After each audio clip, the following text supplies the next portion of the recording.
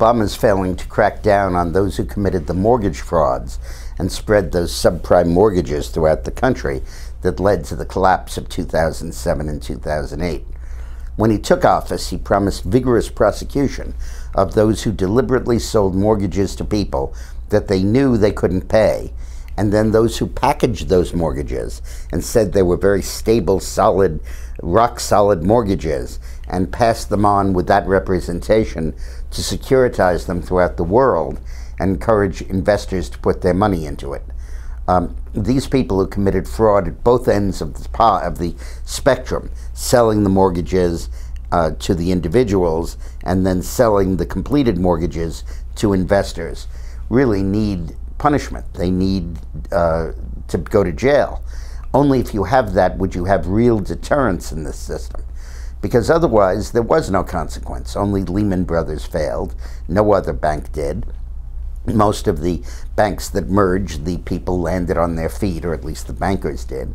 And unless you punish in this area, there's just no deterrent to doing it again. Now, Obama was caught with some very phony statistics the other day, which is interesting to watch. He and Holder claimed that they had prosecuted over 500 people for mortgage fraud. In fact, the number is 102. And that they have prosecuted people who committed $1 billion of mortgage fraud.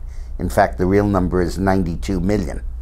When you think of 92 million, as opposed to the trillion plus that was lent out in fraudulent subprime mortgages that caused this crash, you see how nominal and how tepid their efforts really are.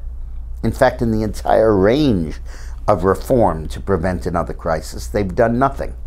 The FHA is now making loans under the same phony conditions that Fannie Mae and Freddie Mac did. No down payments, or a down payment of 2.5%, no income verification, mortgage subsidies that evaporate after a little while, low teaser rates, and selling them to families that can't afford them. Within the banking industry, the big banks have just gotten bigger, and the top 10 banks in the United States control something like 80% of the assets in the country. In fact, there's been more of a concentration in the banking sector as they've forced over 800 community banks, small banks, to close their doors and merge into the larger banks. So Obama has made no progress in this area, despite a great deal of talk. And of course, millions of Americans are still underwater in the homes that they own, without any immediate prospect of relief. Thanks for watching.